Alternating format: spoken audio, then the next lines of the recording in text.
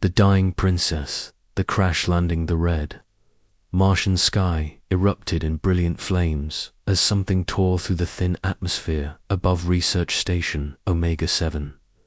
Dr. Marcus Reed dropped his coffee mug, watching through the reinforced dome as a sleek, obsidian vessel careened toward the surface, trailing silver fire. The ship's hull gleamed like liquid metal, unlike anything in human engineering databases. Marcus rushed to the emergency console, his weathered hands flying over the controls. At 45, he had seen plenty of meteor strikes during his 15 years on Mars, but this was different. The object was clearly artificial, and it was heading straight for the canyon system where his team conducted xenobiology research. "Base, this is Reed at Omega-7. He spoke into his comm unit. "We have an unidentified craft making emergency landing approximately 2 kilometers northeast of our position, requesting immediate backup and medical support." Static crackled through. The speaker, "Reed, this is Mars Control. We're not tracking any scheduled arrivals. Are you certain it's a vessel?" Marcus grabbed his field kit and emergency supplies, already heading for the airlock. "Positive. The design is unlike anything I've seen. I'm going to investigate." "Negative, Reed. Wait for military support." But Marcus was already cycling through the airlock. His scientific curiosity burned stronger than his caution. Whatever had just crashed might be the greatest discovery in human history, and he wouldn't let protocol prevent him from potentially saving lives. The journey across the rocky Martian terrain took 30 minutes in his rover. As he approached the crash site, Marcus could see the vessel had carved a deep trench through the red soil. The ship itself was mostly intact, roughly the size of a small fighter craft, but its surface rippled with strange patterns that seemed to move in his peripheral vision. Steam rose from the impact crater, and his suit's sensors detected an atmosphere leak from the ship. Whatever was inside might be running out of breathable air. The Discovery Marcus approached the vessel cautiously, his scanner readings showing energy signatures unlike anything in human technology. The ship's hull appeared to be some form of living metal, warm to the touch even through his gloves. As he circled the craft, a section of the hull suddenly became transparent, revealing the pilot inside, his breath caught in his throat. The being was unmistakably humanoid but hauntingly beautiful. In an otherworldly way, pale skin seemed to glow with an inner light, and long silver hair floated around features that were almost human but refined to an impossible perfection. The being appeared to be female, wearing form-fitting armor that looked like it had been grown rather than manufactured, but she was clearly dying.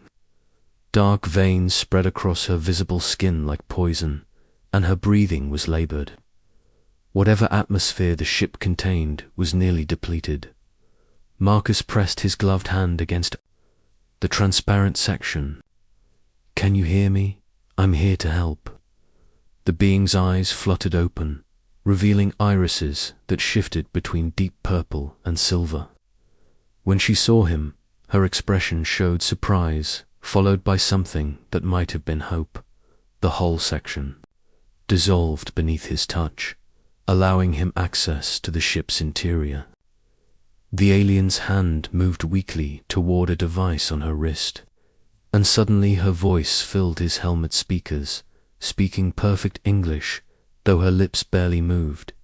You are not of the Vorthok," she whispered, her mental voice tinged with pain and confusion. "Human, I have studied your species, but never thought to encounter one here." Marcus knelt beside her, his medical scanner taking readings. "My name is Marcus Reed. I'm a doctor and xenobiologist. You're injured, and your ship is losing atmosphere. Let me help you. I am Princess Lireleth of the Sanguinian Empire." She replied, struggling to sit up. My ship. It was damaged in the escape. The pursuit drives failed. The scanner in Marcus's hands was displaying readings that made no sense. Her body temperature was far lower than any human could survive, yet she was clearly alive. Her blood showed unusual protein structures, and there were organs his scanner couldn't identify. The revelation your biology is fascinating, Marcus said, helping her out of the pilot's restraints. But these readings suggest you're in severe distress. What happened to you? Lireleth's silver eyes met his, and for a moment he felt a strange connection, as if she were looking directly into his soul. My people are dying, Dr. Reed. A plague has swept through our worlds, poisoning our blood. I am perhaps the last of my kind not yet affected. She gestured weakly to the dark veins spreading across her skin. But even now, the corruption spreads. Through me. I was traveling to the Galactic Medical Council when the Vorthok intercepted my ship. They want my people extinct so they can claim our territories. Marcus helped her to her feet, noting how light she felt despite her human-like proportions. These Vorthok, they're the ones who caused the plague. They engineered it specifically for us, Lireleth confirmed, leaning heavily on his arm. Our physiology requires a specific type of blood to survive. We call ourselves sanguinians because we must feed on the life essence of other beings to maintain our own existence. But the plague makes any blood we consume toxic. The revelation should have terrified Marcus, but his scientific mind was already racing. You're talking about a form of vampirism. Your people are essentially space vampires. A crude, but not inaccurate description, Lireleth acknowledged with what might have been a weak smile. Though we do not kill those we feed from, we have always maintained symbiotic relationships with other species, offering protection and advanced technology in exchange for regular donations of blood. Marcus's scanner beeped urgently. According to the readings, Lireleth's condition was deteriorating rapidly. Whatever toxin was in her system was spreading, and she had perhaps hours to live. This plague, he said carefully. Have you tried blood from species other than your usual donors? Many species all prove either incompatible or equally toxic after the plague's influence. Her voice was growing weaker. I had hoped the Council might have solutions, but I will not reach them now. The desperation Marcus looked at his scanner readings again, then at the dying alien princess in his arms. Everything about this situation violated first contact protocols, but those protocols had never contemplated finding a dying member of an ancient civilization with minutes to live. Your ship, he said suddenly. Can it analyze blood samples for compatibility? Lireleth's eyes flickered with faint hope. Yes, but we have already tested hundreds of species across the galaxy. There is nothing that can help us now. You haven't tested human blood, Marcus said firmly, already reaching for his medical kit. The princess stared at him in shock. Human, but your species is unknown to our databases. We have observed you from afar, but never made contact. To offer your blood to a sanguinian. She trailed off, her expression complex. Is dangerous, I know, Marcus finished. But you're dying, and I'm a doctor. My oath is to preserve life wherever I find it, regardless of species. He began preparing a blood sample kit with steady hands, though his heart was racing. The decision went against every safety protocol he'd ever learned, but something about Lireleth's plight called to the deepest part of his humanity. Dr. Reed, she said softly, you do not understand. If human blood proves compatible, if it can cure our plague, Your species will become incredibly valuable to powers across the galaxy. Some will want to protect you, others will want to exploit you. Your quiet existence in this corner of space will end forever. Marcus met her gaze steadily. Then we'll face that future when it comes. Right now, the only future I'm concerned about is the next few minutes. He drew blood into a sterile container, his hands remarkably steady despite the magnitude of what he was doing. Your ship can test this for compatibility and toxicity. Lilith nodded weakly, guiding him to a crystalline console that hummed to life at her touch. The ship's systems began analyzing the blood sample while she explained the process. If your blood is compatible, I will know within moments. If it is toxic... She didn't finish the sentence. Then you're no worse off than you are now, Marcus said practically. But if it works, your people might have a chance. The offer that analysis completed with a soft chime, and Lilith's eyes widened in disbelief. Impossible, she breathed. Your blood shows not only compatibility, but active healing properties against the plague toxins. It's as if human physiology was designed to counteract the weapon used against us. Marcus felt a surge of hope mixed with apprehension, so it could help you, more than help. According to these readings, direct transfusion of human blood wouldn't just stop the plagues. Progression, it would reverse it entirely. She looked at him with a mixture of awe and concern. But the process requires significant blood transfer. It could be dangerous for you. How dangerous? Marcus asked, though he was already rolling up his sleeve. I do not know. No has ever fed on human blood. Our physiology might process it differently than other species. There could be unknown reactions. Marcus was already connecting a transfusion line to his arm. Well, we're about to find out. In my experience, the biggest discoveries always come with the biggest risks. Dr. Reed Lilith protested weakly. You could die. You don't know me. Don't owe my people anything.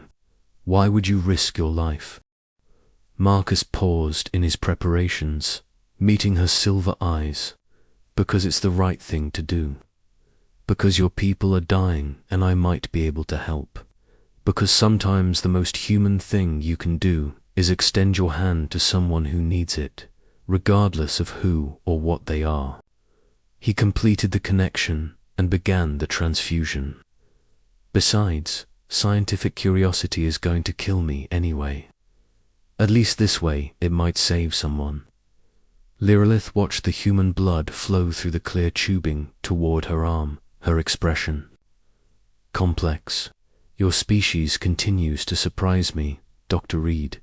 In all our observations, we noted your capacity for both great cruelty and great compassion, but we never expected to experience the latter firsthand. The transformation, the effect was immediate and dramatic. As Marcus's blood entered her system, the dark veins spreading across Lilith's skin began to recede. Her pale complexion took on a healthier glow, and her breathing became steadier and stronger. But something unexpected was happening to Marcus as well. He felt a strange tingling sensation spreading from the transfusion site, and his vision seemed to sharpen. Colors appeared more vivid, and he could somehow sense Lilith's emotions, as if they were sharing the same nervous system. This is extraordinary, Lilith whispered, her voice stronger now. I can feel your thoughts, your emotions. There's a connection forming between us that I've never experienced before. Marcus felt it too. He could sense her relief and gratitude, but also her growing concern for his well-being. Is this normal for your species? Never. Sanguinians form mental bonds with those we feed from regularly, but nothing like this. It's as if our are synchronizing. The ship's medical systems chimed with new readings. Both their vital signs were stabilizing, but at levels that were neither fully human nor fully sanguinian. They were becoming something new. Dr. Reed, Lilith said, her eyes wide with realization. I don't think this is just curing the plague. I think human blood is changing what it means to be sanguinian. The compatibility is so perfect that it's creating a new kind of symbiosis. Marcus felt stronger than he ever had in his life, despite having donated a significant amount of blood. His stamina felt enhanced, his reflexes quicker, his mind clearer. Are you saying we're both transforming into something neither of our species has ever been before? She confirmed. A hybrid existence that combines the best aspects of both our physiologies. Before they could explore this revelation further, alarms began sounding from the ship's systems. Lilith moved to the console with renewed strength, her face grave as she read the displays. The pursuit to the Vorthok have found us, she announced, her voice tight with fear. 3 ships, heavily armed, entering Martian orbit now. Marcus looked at the tactical display showing the approaching vessels. They were massive compared to Lilith's ship, bristling with weapons that could probably level his research station. What do they want? He asked, though he suspected he already knew. To finish what they started. If they discover that human blood can cure the plague, they'll either destroy your entire species or find a way to control you. Lilith's hands moved across the ship's controls with practiced efficiency. We need to leave now. I can't just abandon my research station. Marcus protested. My colleagues, my work, will be meaningless if the Vorthok succeed in their genocide, Lilith replied firmly. Dr. Reed, you've just become the most important human in the galaxy. Your blood, your species, unique physiology, it's the key to saving not just the sanguinians but potentially countless other species the Vorthok have targeted. Marcus looked back toward his research station, visible as a small dome on the distant horizon. Everything he'd built, everything he'd worked toward, he was about to leave behind.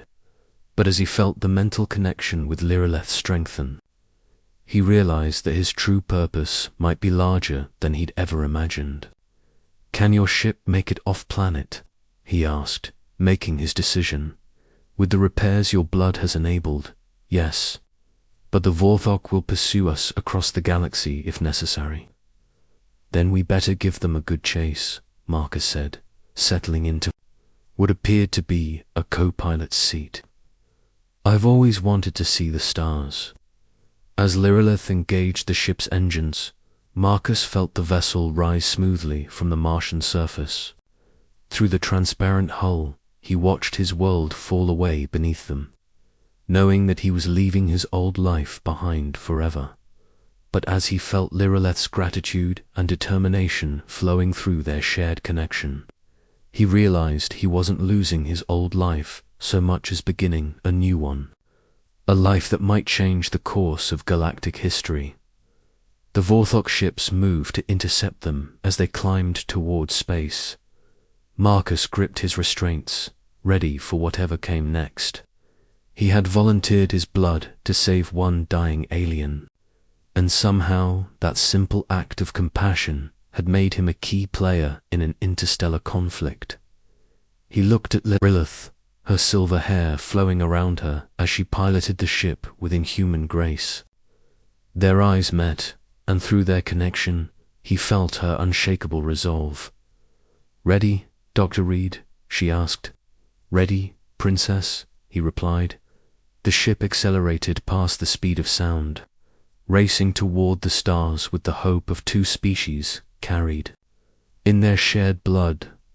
The alliance forged, the escape the Vorthok ships closed in fast, their dark holes blocking out the stars as Marcus and Lilith raced away from Mars. The sanguinian vessel shuddered under enemy fire, its crystalline hull absorbing energy blasts that would have vaporized any human spacecraft. Their weapons are more powerful than I remembered, Lilith said through gritted teeth, her hands dancing across the ship's controls. The blood transfusion has healed me, but it will take time for the ship's systems to reach full capacity. Marcus watched the tactical display, his enhanced perception allowing him to track the enemy movements with startling clarity. The ships were arranging themselves in a hunting formation, trying to box them in before they could reach faster than light speeds. Can we outrun them? He asked, feeling Lilith's tension through their shared connection. Not directly, but your species has a reputation for unconventional thinking. She glanced at him, silver eyes gleaming. Any ideas, Dr. Reed? Marcus studied the display, his scientific mind racing. The Vorthok were following standard pursuit tactics, assuming their quarry would try to escape in a straight line. But Mars had something most systems didn't. The asteroid belt, he said suddenly. If we can reach it, the debris field will limit their ability to use their larger ships effectively. The asteroids would also limit our maneuverability, Lilith pointed out. Not if we use them properly. Marcus was already plotting a course. I've spent years studying Martian orbital mechanics. There's a section of the belt where the asteroids are in unstable orbits. If we can destabilize a few key rocks, understanding flashed across Lilith's features, create a cascade effect. The debris will become a barrier between us and them. Exactly. It's dangerous. But humans specialize in dangerous plans, Lilith finished with what Marcus was beginning to recognize as her version of a smile. Very well, Dr. Reed. Guide us to your asteroid field. The ship banked sharply as they changed course, diving toward the belt of rocky debris that orbited between Mars and Jupiter. The Vorthok ships followed, their weapons charging for another barrage. Marcus felt his heart rate increase, but his enhanced physiology seemed to handle the stress better than before. Through their connection, he could sense Lilith's calm confidence, and it steadied him. There, he said, pointing to a cluster of asteroids on the display. Those 3 rocks are in gravitational resonance. If we can hit the center one with the right force, Lilith nodded, adjusting their approach vector. I understand, but we'll need precise timing. The ship dove into the asteroid field, weaving between chunks of rock some larger than city blocks. The Vorthok ships followed more cautiously, their massive bulk making navigation treacherous. Now, Marcus said. Lilith fired the ship's weapons at the designated asteroid. The impact was small, barely visible, but it was enough. The rock tumbled out of its stable orbit, colliding with its neighbors. Within minutes, a chain reaction spread through the entire cluster. The Vorthok ships found themselves trapped in a storm of spinning debris, forced to retreat to safe distance, while Marcus and Lilith escaped deeper into the belt. They had bought themselves time, but not freedom. Clever, Lilith admitted, as they took refuge in the shadow of a large asteroid. But they will find a way around the debris eventually. We need a long-term solution. Marcus was studying the ship's medical readings, fascinated by the data streaming across the displays.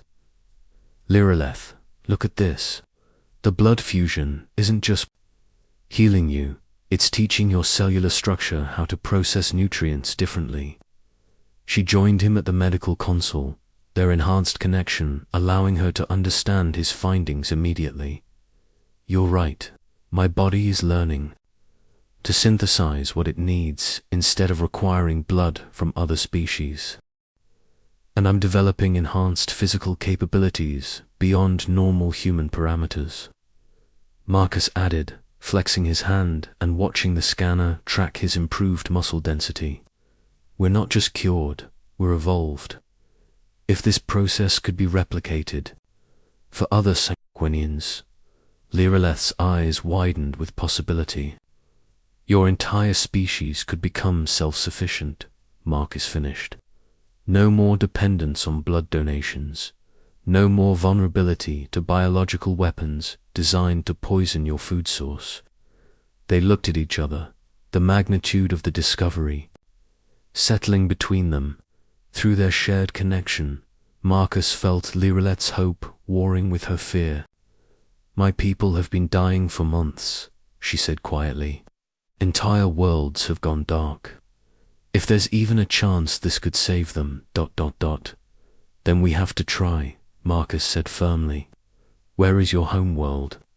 Sanguina Prime, in the Crimson Nebula. But it's deep in contested space now.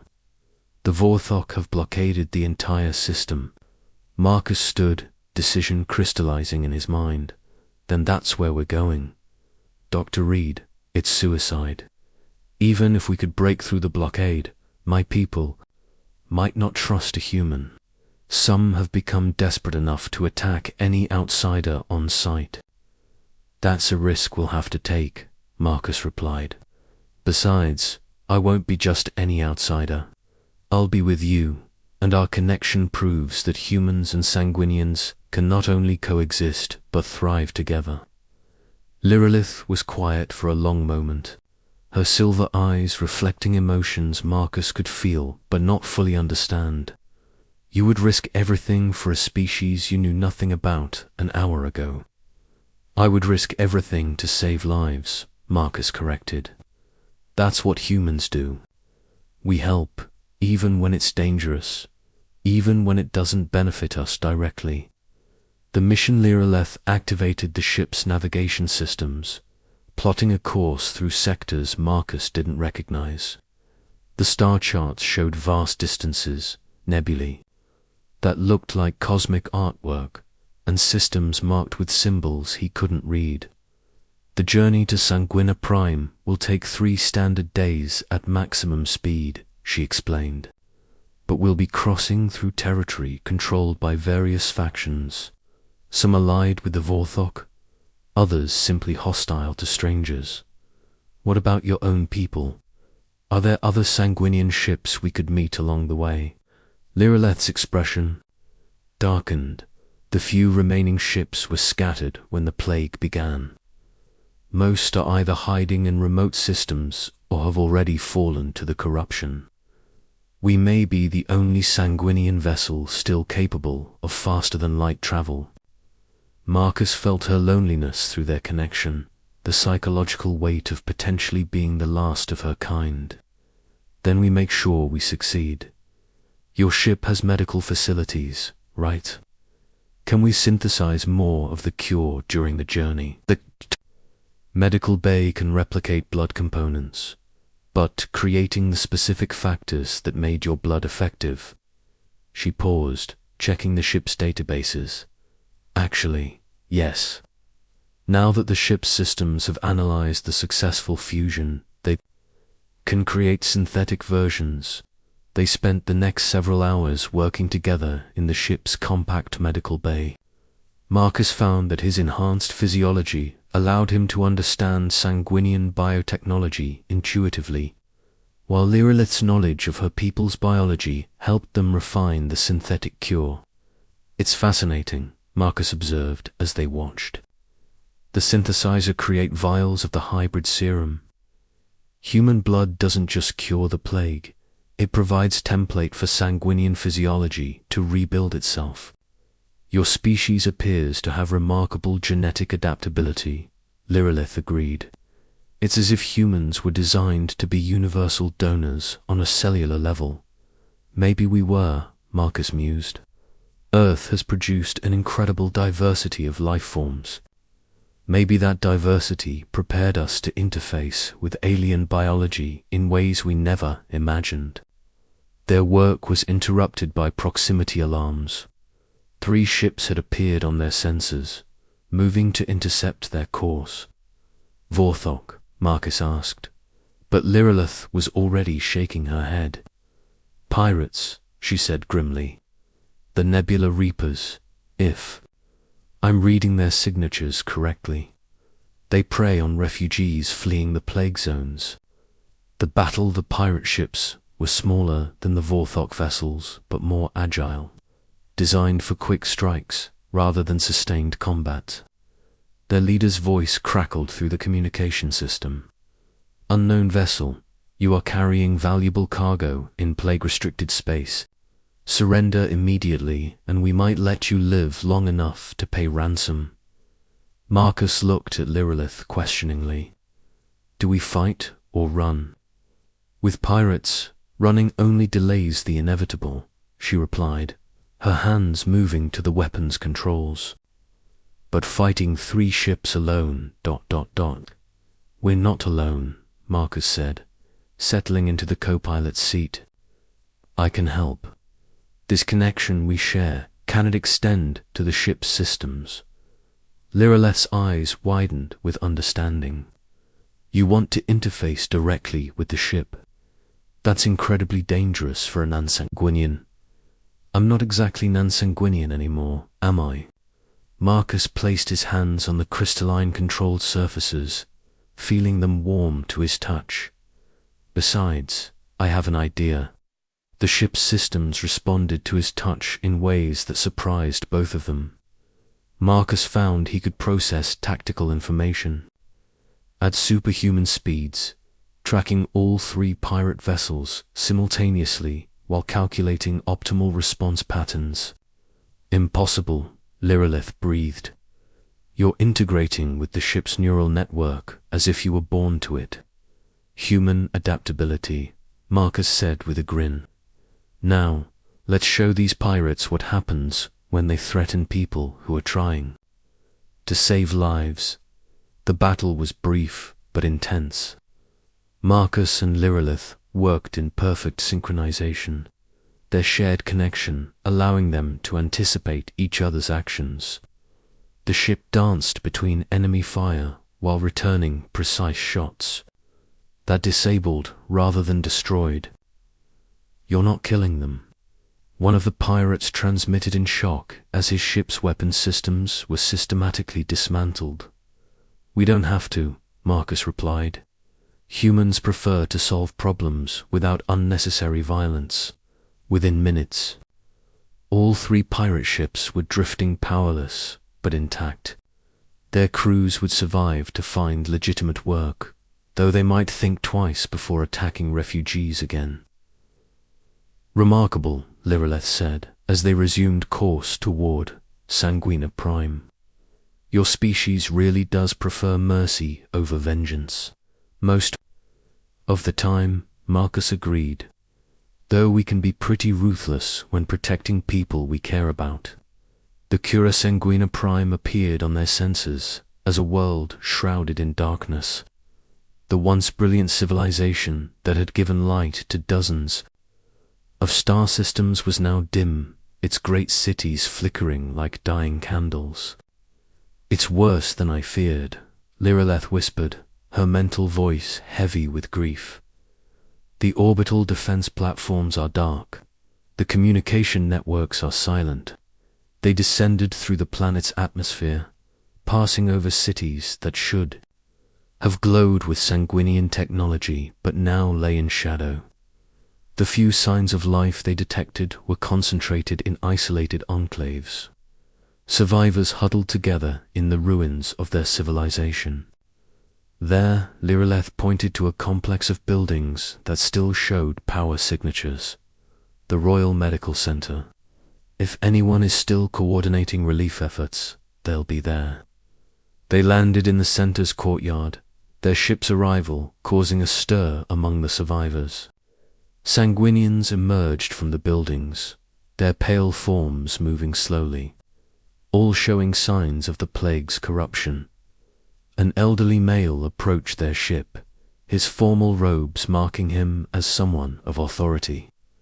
When Lirelith emerged, his eyes widened with recognition. Princess Lirelith, he said, his mental voice carrying across the courtyard. We thought you were lost when your ship disappeared. I was intercepted by the Vorthok Chancellor Mordith, she replied. But I found something unexpected. Hope. She gestured to Marcus as he stepped out beside her. The assembled stared at the human with a mixture of curiosity and suspicion. "This is Dr. Marcus Reed of Earth," Lilith announced.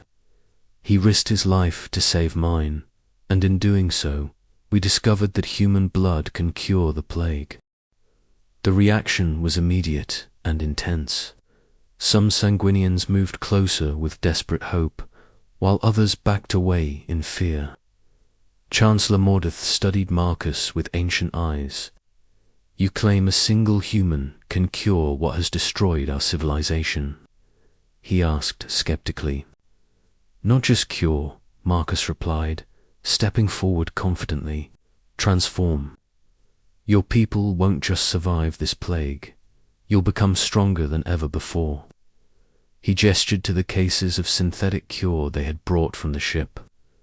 "We've created enough serum to treat everyone here. But more importantly, we've discovered that the process changes sanguinian physiology permanently. You won't need blood donations anymore.